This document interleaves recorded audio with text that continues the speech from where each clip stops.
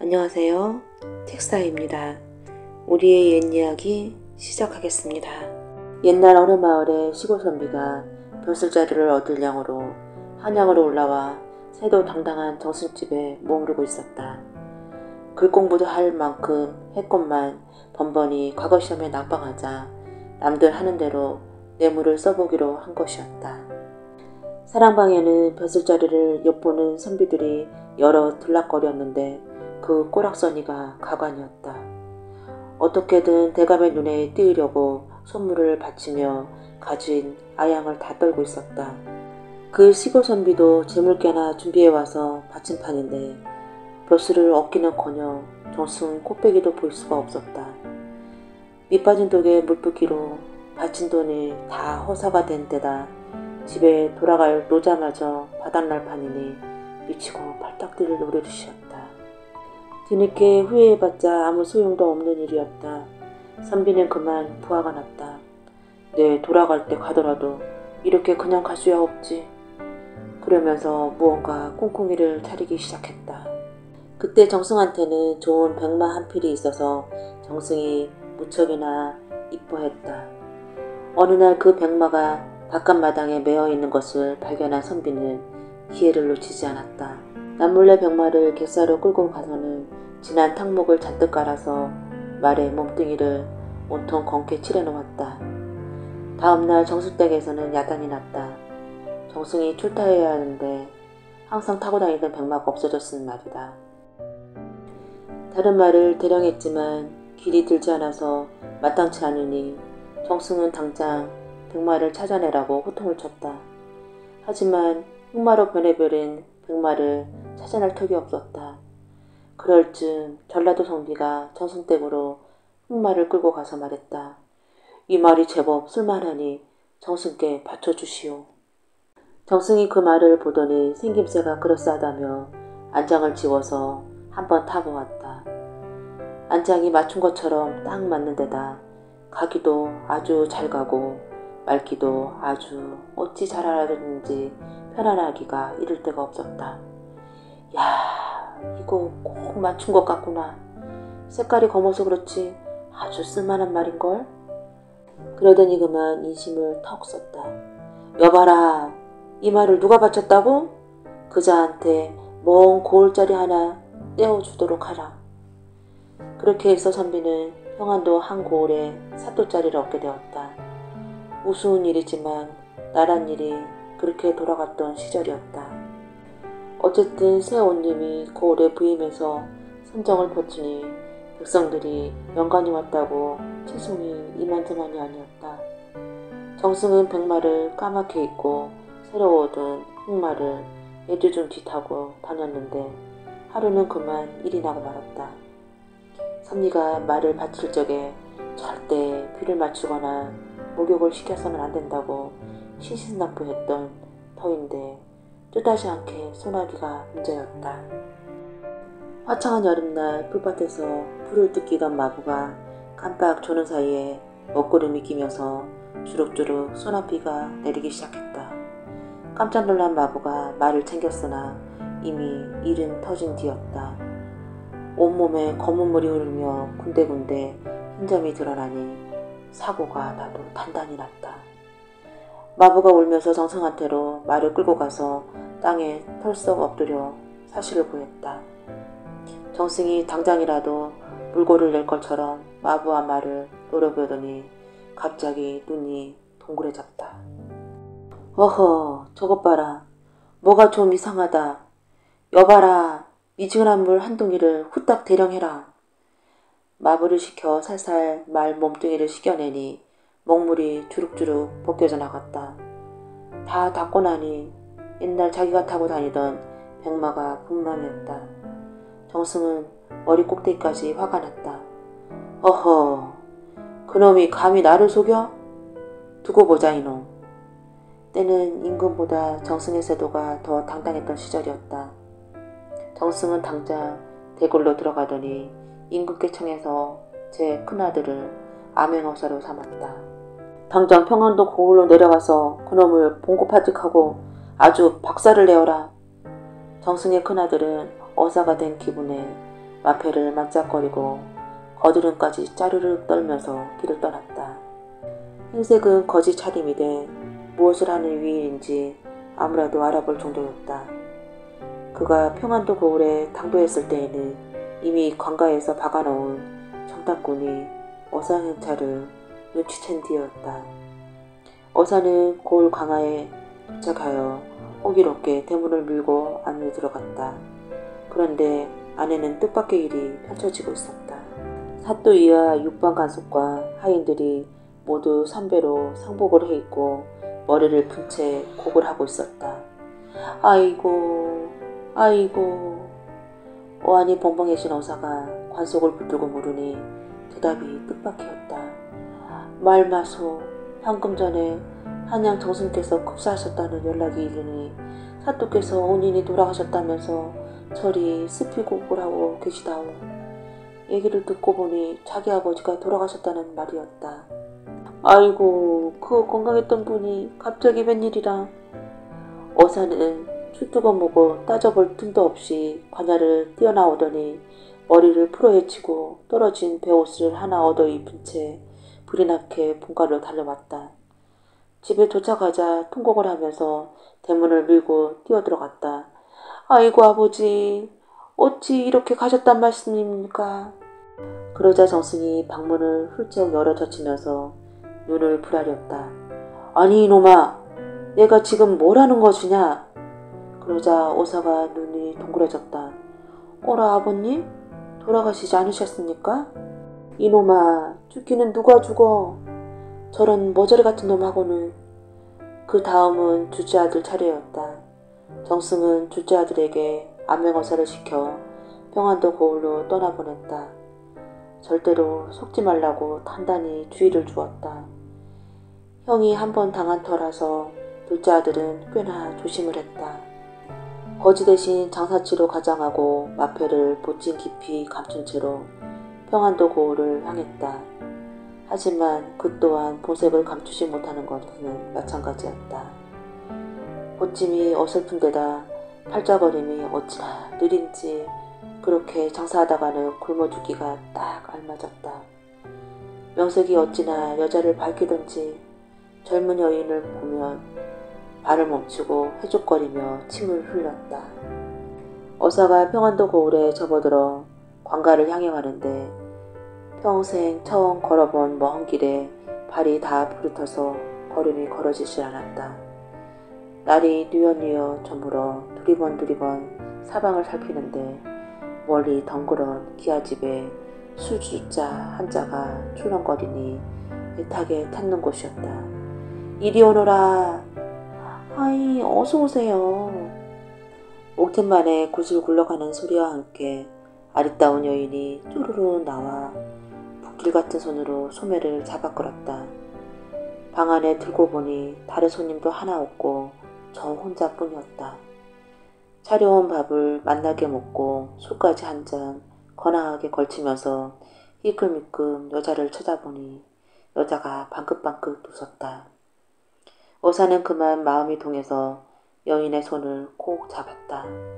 아이, 상이라도 치우고서요. 여자는 상을 들고 나가 치우더니 새로 단장하고서 들어왔다. 어사는 마음이 아주 급했다. 자네 소원 다 들어줄 테니 내 소원 딱 한번 들어주구려. 그러자 여인네가 요염한 미소를 지으며 말했다. 손님은 운도 참 좋습니다. 우리 서방이 성질은 불같은 데다 생긴 거는 산적이라 이런 일은 꿈도 못 꾸는데 마침 오늘 사냥을 나가서 내일 들어온다 하니 회포 한번 풀어봅시다. 그러면서 이부자리를 착착 깔기 시작했다. 자, 어서 옷을 벗으세요. 어사가 급한 마음에 옷을 홀딱 벗어던지고 이불 속으로 쏙 들어가 여자를 재촉했다. 자, 어서 이리 들어오너라. 그때 갑자기 누가 대문을 쾅쾅 두드리면서 문을 따라고 호령을 했다. 여인이 그만 깜짝 놀라 기겁을 했다. 아이고, 우리 서방님 목소리네. 손님 큰일 났소. 서방 눈이 뜨면 당장 죽음이니 어서 이리 숨으소. 그러면서 괴짝을 가리키니 어사가 급한 김에 옷을 입을 틈도 없이 괴짝 속으로 쏙 들어갔다. 여인이 괴짝 문을 덜컥 잠그고서 어사의 짐을 챙기는 척 하더니 아 나가요 하면서 나가서 문을 따고서 남편을 들여놓았다. 그러자 남편이 씩씩거리는 소리로 불을 멈췄다. 아니 서방이 부르면 당장 나와서 물을 딸 일이지 뭐 하는 짓이냐? 나하고 살기 싫다 이 말이지? 그러자 여인이 또한 꼬르퉁한 목소리로 응대했다. 그러자마자 또 웬 호령이요. 그래요. 나 더 이상 당신하고 살기 싫소. 뭐라고?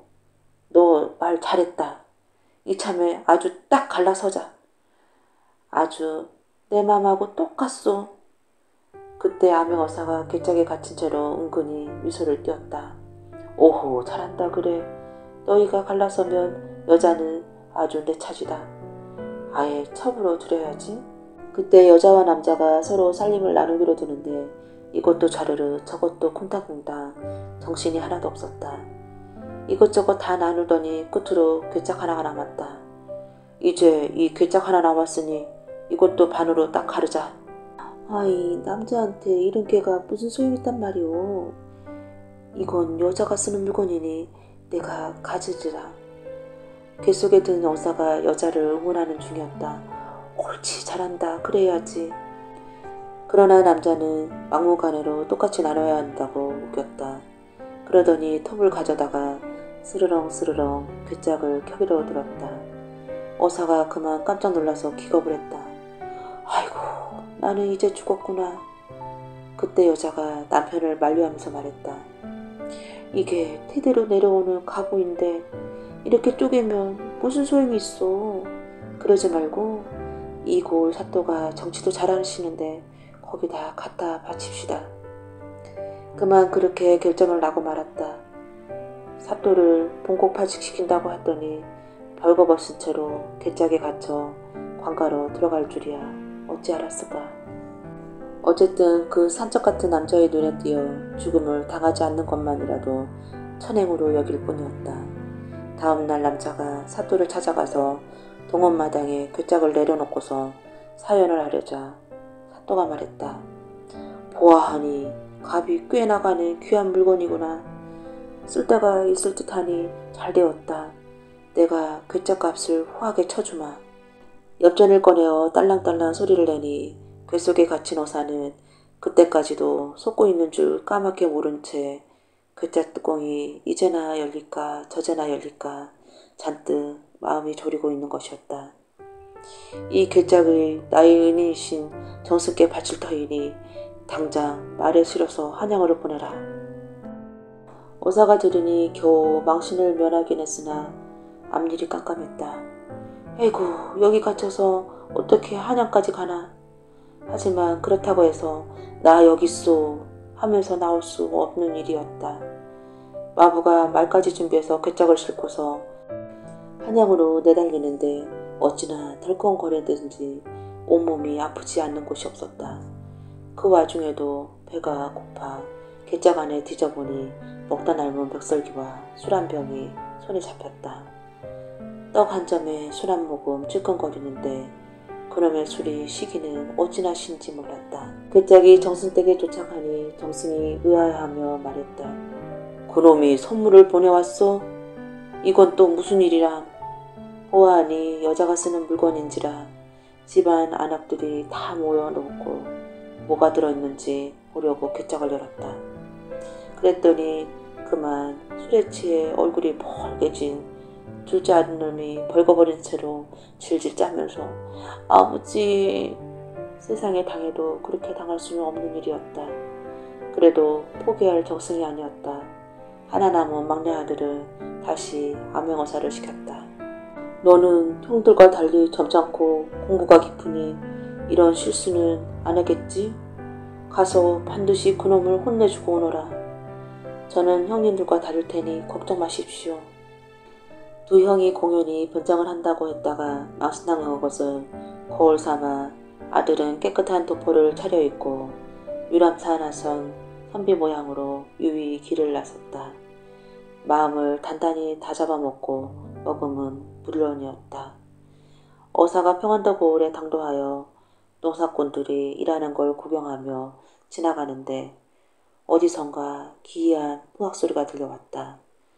가만히 귀를 기울여 보니 소리가 나는 곳을 찾아가 멀리 기기묘묘하게 생긴 산봉우리가 있었는데 그곳에서 들려오는 소리였다. 가만히 살펴보니 무언가 희끗희끗 울긋불긋 움직인 것이 보였다. 여보시오, 농부님인데 저 산봉우리에 저것이 무슨 일입니까? 아니 뭘 보고 그러시오? 저기 저 산봉우리에 희끗희끗 울긋불긋 무엇이 움직이고 이상한 소리가 나니 말이오. 그러자 농부들이 의아한 표정을 지으며 말했다. 아니 저기 뭐가 있단 말이오? 아무것도 안 보이고 안 들리는데. 어허, 저게 안 보인단 말이오? 그때 늙은 농부 하나가 깜짝 놀라면서 정색을 하고 말했다. 아니 그것이 보인단 말이오? 저기 저 봉우리 이름이 신선봉우리인데 전해지는 말로는 매년 9월 9일에 신선들이 내려와 놀고 간다고. 전설로만 알았더니 그게 사실이었단 말인가? 그러자 농부들이 다들 놀란 눈을 동그랗게 뜨고서 신선봉과 어사를 번갈아 보았다. 그러자 어사 마음이 아주 뿌듯해졌다. 내가 그동안 신선수를 열심히 공부했더니 남을 못 보는 신선오름을 보는구나. 저것이 진정 신선오름이라면 이 안이 반가운 일인가. 농부들 어서들 일하오. 어사는 아주 점잖을 빼서 말하고는 걸음을 산봉우리로 향했다. 가서 살펴보니 아니나 다를까 신선들의 잔치가 불명했다. 한쪽에 백발이 성성한 노인들이 바둑을 두고 아름다운 선녀와 청이 동자들이 사뿐사뿐 걸으며 시중을 들고 있었다. 어사가 정신없이 바라보고 있자니 바둑을 두던 노인네가 말했다. 신선 노는 곳에 속세 사람이 웬일인가. 손님이 왔으니 술이 없을 수야 없지. 이리 와서 한 잔 밖에나. 어사가 다가가자 노인이 술을 따라주면서 말했다. 이 술로 말하자면 한 잔 마시면 백년을 사는 술이니 석 잔을 마시면 신선이 된다네. 어사가 감격해서 술을 받아 먹으니 신선의 술이라 그런지 독하기도 무척 독했다. 그때 함께 바둑을 주던 노인이 다시 술을 권했다. 내 잔도 한 잔밖에. 또 한 잔을 마시고 나니 노인이 선녀들을 불러서 말했다. 너희들도 이분께 한 잔 권해라. 그러자 선녀 8이 쪼르르 달려들어서 내 잔 한 잔 받으시오. 내 잔도 한 잔 받으시오. 독주를 한껏 권해놓으니 어사 얼굴이 벌개지고 가슴이 두근두근 오락가락했다. 아이고 이제 더 못 먹겠습니다. 그러자 선녀들이 뽀리통하며 누구 잔은 받고 누구 잔은 안 받는단 말이오. 그러면서 보내놓으니 사양할 도리가 없었다. 팔선녀로부터 엉거푸 잔을 받은 어사는 정신을 잃고서 푹 쓰러지고 말았다. 어사가 쓰러지자 신선과 선녀, 동자가 달려들어 자리를 싹 걷어 말끔히 치고는 어사의 머리카락과 눈썹을 온통 하얀 칠을 해서 백발을 만들었다. 그리고 옷을 홀랑 벗긴 다음 스님들이 입은 장삼을 덮어놓고 사라졌다. 옆에는 썩은 쇳덩이 하나를 갖다 놓았다. 어사가 골아 떨어진 채 한참을 자다 일어나 보니 산중에 홀로 누워있는데 옷과 짐이 다 사라지고 중에 장삼을 덮고 있는 것이었다. 마침 옆에 명경 조각이 있어 얼굴을 비춰보니 머리와 수염에 눈썹까지 하얗게 변해 있었다. 아하, 그 신선주를 석 잔 먹으면 신선이 된다던데 내가 여러 잔 마셨으니 오죽할까. 내가 신선이 돼서 잠이 든 사이에 눈이 오고 비가 와서 내 옷이 다 썩어 달아났구나. 어떤 지나던 스님이 이렇게 장삼을 덮어준 게야. 그나저나 마패가 이렇게 썩어 무드러졌으니 세월이 얼마나 지냈단 말인가. 어사가 비적비적 마을로 내려와서 동네를 살펴보니 천에 맞닿던 늙은 농부들은 간 곳 없고 젊은이들이 일을 하고 있었다. 여보쇼, 말 좀 물읍시다. 여기 이골 모선비가 옷님을 하고 있는 곳이 맞소? 그러자 젊은 농부들이 고개를 가웃하며 말했다. 아니, 웬 사람이 벌써 돌아가신 분을 찾는단 말이오. 그 양반 돌아가신 지가 벌써 30년이 지나서 지금은 그 손자가 옷님을 하고 있다오. 그러자 어사가 정신이 번뜩 들었다. 아, 내가 진정 시선이 됐긴 됐구나. 그새 100년이 흐른 게야. 이제 다 과거지사가 되었구나. 본가로 돌아가는 수밖에. 어사가 그 길을 터덜터덜 걸어 한양 본가로 들어가니 정승이 평상에 바람을 쐬고 있다가 막내 아들 꼴을 보고 어안이 벙벙해졌다. 그러자 어사가 다가가서 아버지 머리를 싹싹 쓰다듬기 시작했다. 그거 참 자손이 조상을 닮았다더니 너는 몇 대 손이냐. 우리 부친을 꼭 닮았구나. 이놈아, 내가 내 할아버지 뻘 되는 사람이야. 그러자 정승이 아들 머리를 제대로 쥐어박았다. 이놈아, 정신 차려. 지금 뭐하는 짓이냐. 어쩌다 이 지경이 됐어. 그리고도 한참을 더 지나서야 비로소 막내 아들은 자기가 속은 줄을 깨달았다. 아휴, 난 꼭 신선이 된 줄 알았네. 정승이 기가 막혀서 말했다. 아이고, 그놈 천년만년 옷님 노릇 해먹게 그냥 놔둬라. 그래서 그 시골 선비는 옷님 노릇을 평생 온 없이 하고서 잘 먹고 잘 살다가 죽었다고 한다. 그날 어느 마을에 가난하게 사는 부부가 있었다. 살림이 많이 쪼들리는 차에 아내가 뒤늦게 아들 하나 낳고서 세상을 떠나니 형편이 말이 아니었다. 아버지는 집신을 삼아서 겨우 끼니를 이으며 아들을 키웠다. 그러던 어느 날 아들이 아버지에게 말하였다. 아버지, 우리도 계속 이렇게 살 수는 없지요. 제가 나가서 10년 기한을 두고 무슨 일이든 해서 돈을 벌겠습니다. 아들은 그렇게 고집을 피우고 집을 떠났다. 그렇게 한 번 떠나고 나니 1년이 지나고 2년이 지나고 3년, 4년이 지나도 아무 소식이 없었다. 아버지는 하는 수 없이 지심을 삼아서 근근히 연명할 수밖에 없었다. 세월이 속절없이 흘러가니 몸이 자꾸 초췌해져가 영감소리를 들을 지경이 되었다.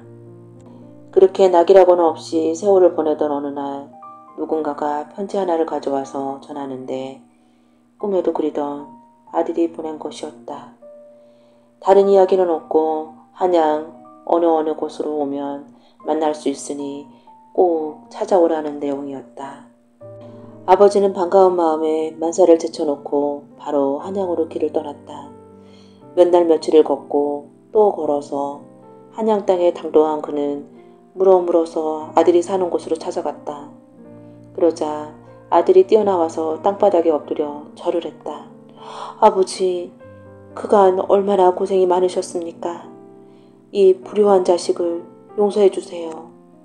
그래, 그간 어떻게 지냈단 말이냐. 그러자 아들이 만감이 교차한 표정으로 말하였다. 아버지, 말도 마십시오. 그간 안 해본 일이 없습니다. 돈 벌기가 그렇게 어려운 줄은 정말 몰랐습니다. 그러더니 아들은 보따리 하나를 내밀었다. 아버지, 그간 제가 모은 돈입니다. 이것만 논 단마지기를 살 수 있을 거예요. 이걸 가지고 가서 논을 사서 농사를 지으세요. 저는 여기서 돈을 조금만 더 벌어서 내려가겠습니다. 아버지가 보따리를 열어보니 평생 한 번도 만져본 적이 없던 큰 돈이었다. 그걸 손에 들자니 눈물까지 고였다. 아들의 집에서 며칠을 머문 노인은 아들이 준 단마지기 돈량을 품속에 깊이 간직하고서 시골을 향해 떠났다. 몇 날 며칠을 길을 가는 동안 정신이 온통 돈으로만 가 있었다.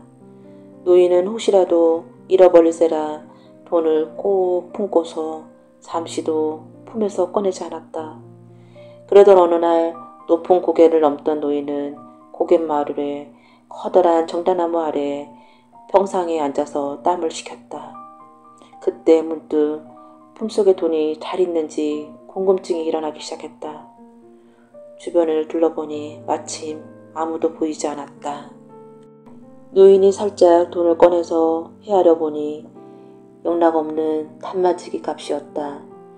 그렇게 땀을 식힌 다음 다시 길을 나서서 고개를 다 내려선 노인이 그만 깜짝 놀라고 말았다. 품속이 허전했던 것이었다. 세상에 정신이 없어도 분수가 있지. 평상에 그 돈을 그냥 내려놓고 온 것이었다. 이런, 내 정신 좀 보게. 노인이 헐레벌떡 고갯말에 올라가기 시작했다. 땀을 뻘뻘 흘리며 겨우 정자나무 아래에 도착했을 때에는 벌써 꽤 시간이 흘러 사람들이 그곳을 거쳐간 뒤였다. 그 알짜배기 돈냥이 평상 위에서 가만히 주인을 기다리고 있을 리가 없었다. 평상 위에는 돈꾸러미는커녕 부스러기 하나도 없었다. 아이고. 노인은 깜짝 놀라서 정자나무 아래를 정신없이 뒤지다가 그만 그 자리에 털썩 주저앉고 말았다. 아이고. 그렇게 넋을 놓고 주저앉아 있는데 저마치서 점잖게 생긴 백발 노인이 다가왔다. 보시오. 왜 그러고 계십니까? 글쎄, 내 말 좀 들어보세요. 우리 아들이 한양 가서 10년 동안 뼈 빠지게 일해서 논 단마지기 값을 나한테 주었는데 여기서 잠깐 쉰다고 하다가 돈을 깜빡 두고 가서 홀딱 잃어버렸으니 이 기막힌 노릇을 어찌합니까? 그러자 영감이 품속에서 무엇을 꺼내는 것이었다. 이게 그건가요? 보니 자기가 놓고 간 돈꾸러미가 분명했다. 맞습니다. 그걸 어떻게? 내가 평상에 이걸 보고는 혹시나 누가 집어갈까 싶어 간직하고서 주인을 기다리고 있었지요. 가지고 가시구려. 그러자 노인은 자리에 털썩 엎드렸다. 고맙습니다. 정말 고맙습니다. 노인은 돈을 받아들고 품속에 꽁꽁 간직한 다음 다시 길을 나섰다. 한참 길을 가는 판인데 마침 큰 비가 쏟아지더니 오랫동안 멋지않아 사방에 큰 물이 졌다. 냇물을 건너야 할 텐데 물이 철철 불어넘쳐서 건널 엄두가 나지 않았다. 사람들과 함께 냇가에서 물을 바라보고 있는데 어떤 젊은이 하나가 물에 빠져 호적거리며 떠내려오는 모습이 보였다. 사람 살려! 그러자 사람들이 그 모습을 보고서 떠들기 시작했다. 허허, 저것 좀 보게, 사람이 떠내려와.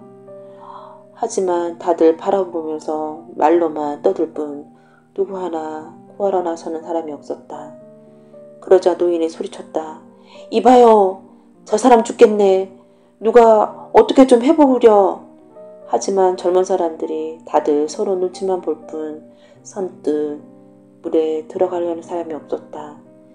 마음이 다급해진 노인이 자기도 모르게 소리를 쳤다. 저 사람을 구해오면 내가 논 단마지기 값을 주리다. 제발 좀 나서보.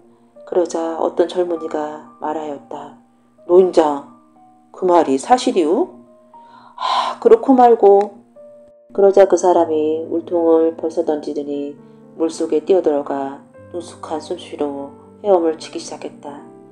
그는 꽤 고생한 끝에 마침내 물에 떠내려가던 젊은이를 물 밖으로 구해냈다. 아휴, 10년 감수했네. 자, 이제 돈을 내시오. 얼결에 꺼낸 얘기였지만 약속은 약속이니 안 지킬 수가 없었다. 노인은 품속에 지니고 있던 돈꾸러미를 꺼내서 젊은이를 구해온 사람에게 통째로 건네주었다. 그 사람은 돈을 받아들더니 어깨를 으쓱하면서 사라졌다. 그때 물속에서 죽었다 살아난 젊은이가 정신을 차리고 사람들한테 물었다. 꼭 죽는 줄만 알았습니다. 저를 구해주신 분이 누구시죠?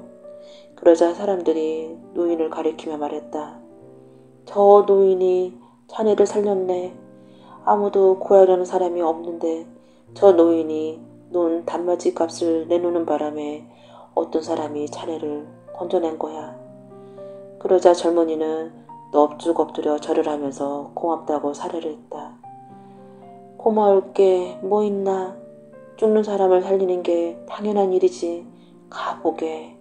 그러자 청년이 길을 가지 않고 노인의 옷소매를 끌었다. 그러지 말고 저희 집에 함께 가세요. 물이 빠지려면 시간이 더 걸릴 테니 저희 집에 가서 쉬다가 물이 다 빠지거든 길을 떠나세요.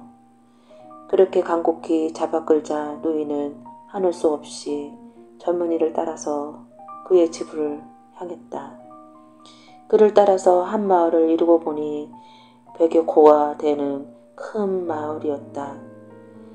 젊은이는 노인을 이끌고서 마을 가운데에 있는 커다란 기아집으로 들어갔다. 젊은이가 사랑채로 들어가자 한 영감이 앉아있다가 말하였다. 이제 오느냐? 큰 물이 졌을 텐데 물을 어찌 건넸느냐? 네 아버지, 아버지께서 오늘까지 오라고 하신 터라서 무리해서 물을 건너오다가 그만 급류에 휩쓸리고 말았습니다. 영락없이 죽을 판인데 어떤 노인이 논 단맞이 값을 내고 저를 건지라고 하는 바람에 겨우 이렇게 목숨을 건졌습니다. 어허, 그런 일이 있었단 말이냐? 그 노인은 어디 계시냐? 제가 문 밖에 모시고 왔습니다. 어서 모셔오너라. 젊은이는 노인을 인도해서 사랑채로 들어갔다. 젊은이의 안내로 얼굴을 대한 두 사람은 누가 먼저랄 것도 없이 깜짝 놀래고 말았다. 아니 당신은? 아니 영감님은? 그 영감은 다른 사람이 아니라 정자나무 아래에서 노인이 잃어버렸던 돈꾸러미를 간직했다가 찾아주었던 바로 그 사람이었다. 영감이 탄복하면서 말하였다. 아니 그 귀한 돈을 통째로 내놓고서 우리 아들을 구해줬단 말입니까? 그게 다 영감님 덕입니다. 고맙습니다. 고마워요.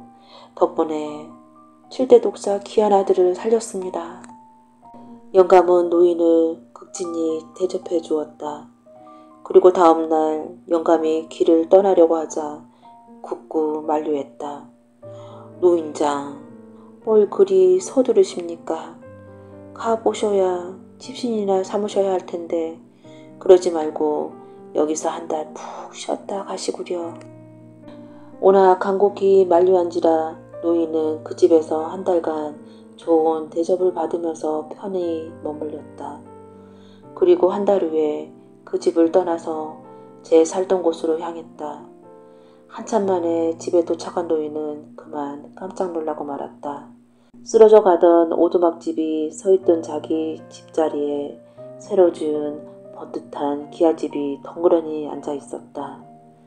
집에 들어가니 어떤 사람이 나오면서 이제 오시는군요. 이게 노인장의 집입니다. 이것도 노인장 것이니 받으세요. 무엇을 내미는데 살펴보니 다섬지기 논문서였다.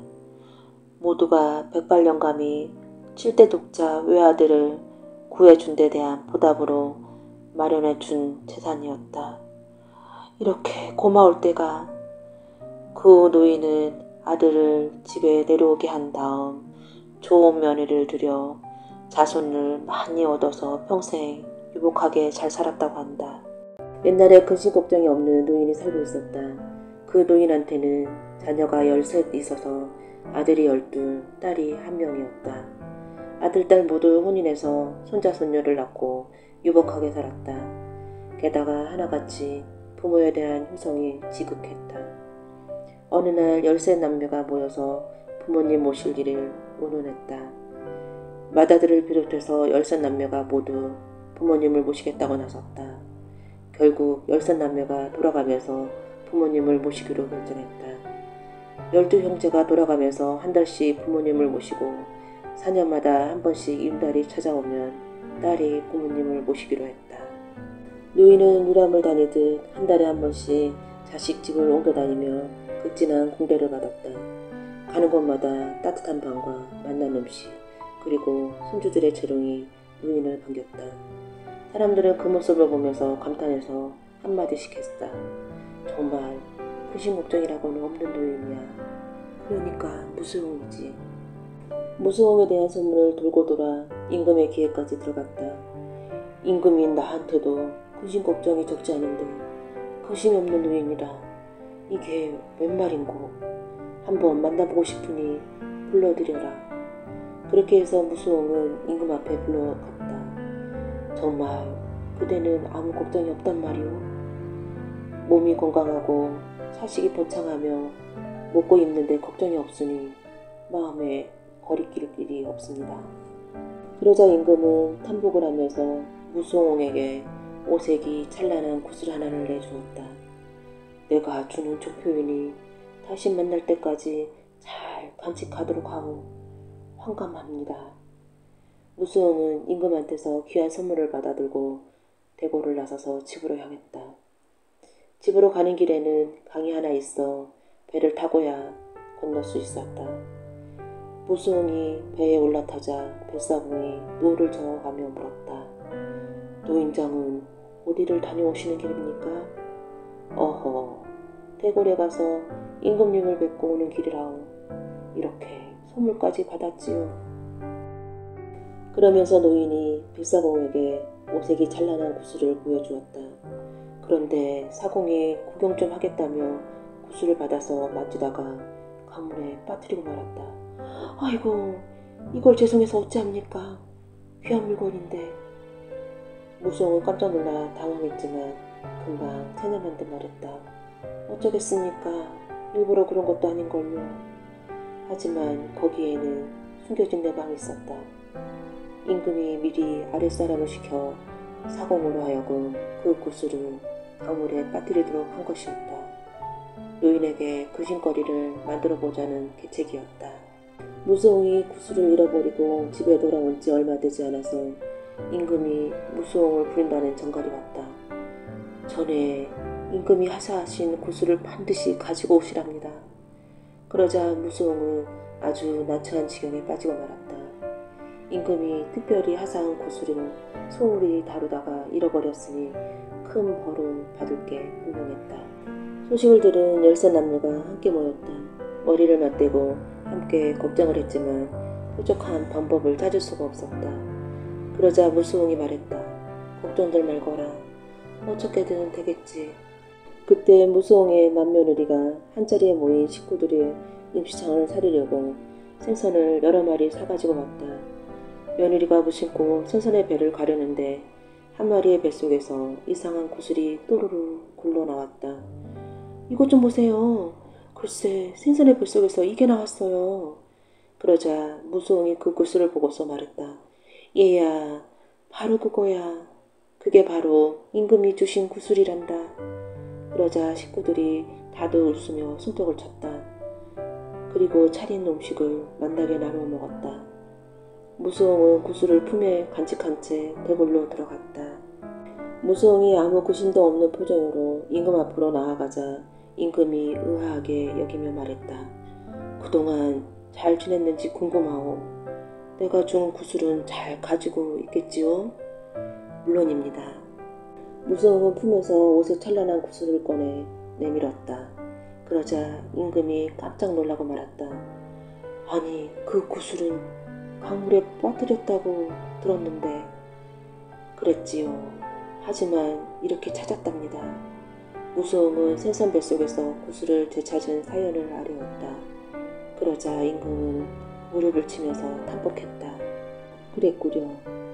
하늘이 준 복을 인간이 얻지 못한다는 사실을 이제 깨달았소. 노인장은 과연 무수홍입니다 그려. 그렇게 해서 임금한테까지 무수홍임을 인정받은 노인은 남은 평생 아무 근심 없이 잘 살았다고 한다. 사람들에게는 전성이 있어 그 인연이 현생에까지 이어진다고 한다. 옛날에 한 양반이 살고 있었다. 좋은 가문에 재산도 많은 데다 학식이 깊어 일찍 별수길에 나서니 부러워하지 않는 사람이 없었다. 그런데 그 양반과 결혼해서 잘 살던 아내가 어느 날 온데간다 없이 보따리 싸서 집을 나가버리고 말았다. 아니, 이보다 더 좋은 데가 어디 있다고 집을 나가는가?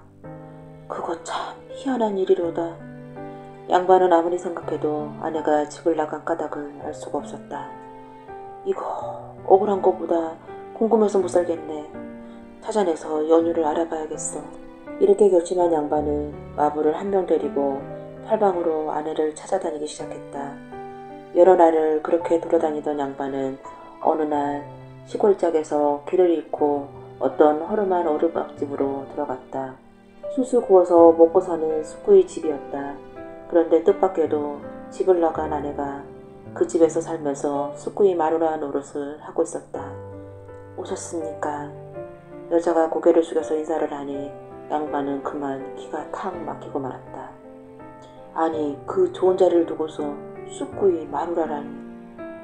그랬건 말았건 여자는 상을 차린다고 숙구의 남편과 함께 분주히 몸을 움직였다. 얼굴은 숯검정에 쩔었지만 어찌나 표정이 편한지 살결에서 반짝반짝 빛이 날 정도였다. 볼수록 기가 막힐 일이었다. 다음날 아침 양반은 길을 나서면서 여자에게 말했다. 잘 살구려. 잘 가세요. 인사를 받고 떠나오면서도 양반은 도저히 그 이치를 알 수가 없었다. 때마침 멀리 한 남자가 눈에 띄어 백발노승에 거느릴 모습이 보였다. 양반은 남자로 다가가서 노승에게 합장을 했다. 오실 줄 알고 기다리고 있었습니다. 앉으시지요. 양반은 의아해서 물었다. 제가 올 줄 알았다고요? 하하, 무언가 숙제를 가지고 오신 게 아니던가요? 양반은 노승이 도인임을 깨닫고 가르침을 청했다. 그렇습니다, 노승님. 이 어리석은 사람을 좀 깨우쳐 주세요. 우리 아내가 나를 떠나서 숙구이한테 간 이유를 도저히 알 수가 없습니다. 그게 다 전생의 인연이지요. 이 말을 시작으로 노승은 천천히 이야기를 풀어놓기 시작했다. 손님께서는 전생의 어느 절의 스님이었습니다. 아주 착한 분이었지요. 길을 가면서 혹시라도 벌레를 밟지 않을까 바닥을 보고 다닐 정도였어요. 어느 날 그 스님이 길을 가다가 바위에 앉아 쉬고 있었지요. 그때 옷에서 이 한 마리가 슬슬 기어 나왔답니다.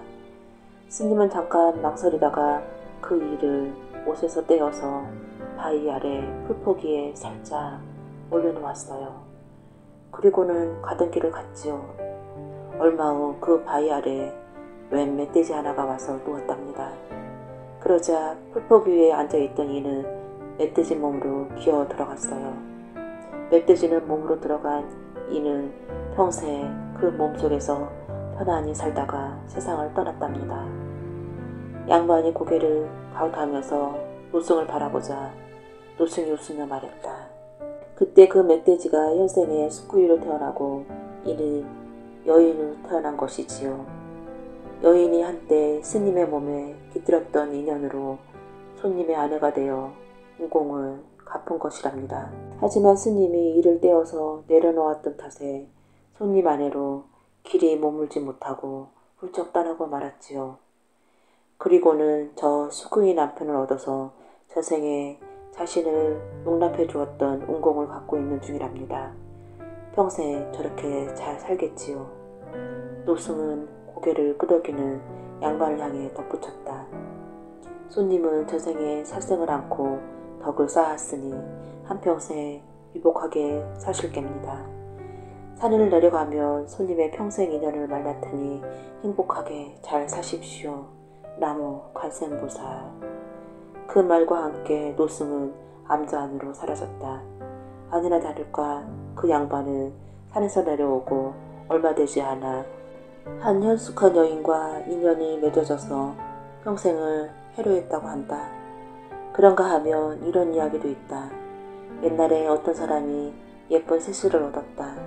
그런데 그 고운 부임 사또가 미색에 곡하여 색시를 빼앗으려고 자꾸 수작을 하였다. 그러자 여자가 남편에게 말하였다.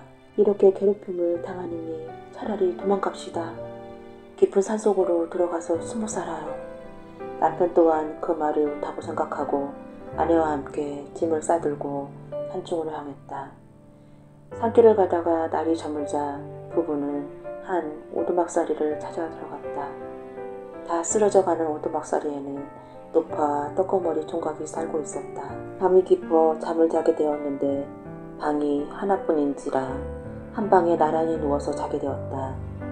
총각 옆에 노파가 눕고 그 옆에 아내가 눕고 끝에 남편이 누웠다. 그런데 남편이 자다가 잠을 깨워보니 옆에 누워있던 아내가 어느새 총각 옆으로 가서 자고 있는 것이었다.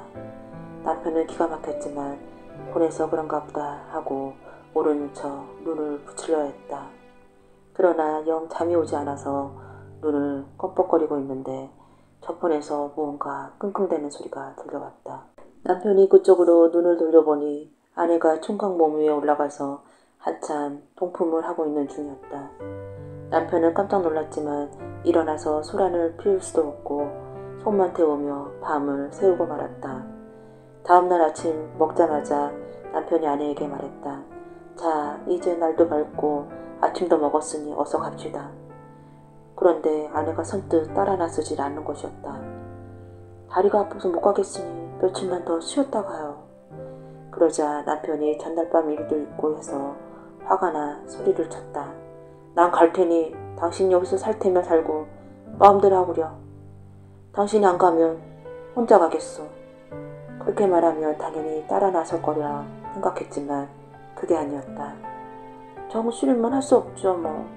난 이 고생을 하면서 먹고 살겠으니 어서 가시오. 그러자 남편은 그만 세상이 다 귀찮아져서 여자를 놔두고 길을 나섰다. 길을 가면서 아무리 생각해 보아도 이해가 가지 않았다. 온 힘이 싫다면서 절개를 지키려 떠난 사람이 가난하고 꾀죄한 총각을 만나 살겠다고 하는 심사를 도저히 이해할 수가 없었다. 그 이후 이 사람은 깊은 산중에 절간에 들어가 돌을 닦았다. 어느 날 그는 전생의 일을 점쳐보고는 불현듯 전날의 사건에 얽힌 이치를 깨달았다. 알고 보니 그 여자와 떡거머리 총각은 한 쌍의 노루였는데 이 생에서 사람으로 환생한 것이었다. 지나다가 옷깃만 스쳐도 인연이라는데 전생에 부부의 연을 가지고 태어났으니 오죽 그의 인연이 끈끈했을까. 남자는 말없이 고개를 끄덕일 뿐이었다. 또 이런 일도 있었다고 한다. 옛날에 부모를 잃고 고아가 되어 부잣집에서 머신살이를 하는 청년이 있었다. 그런데 이 청년이 어찌나 부지런하고 착실한지 주인집 어른의 눈에 쏙 들었다. 그래서 주인집에서는 그 총각을 외동딸과 혼인시켜 사위로 삼고 살림을 나누어 주어 살게 했다.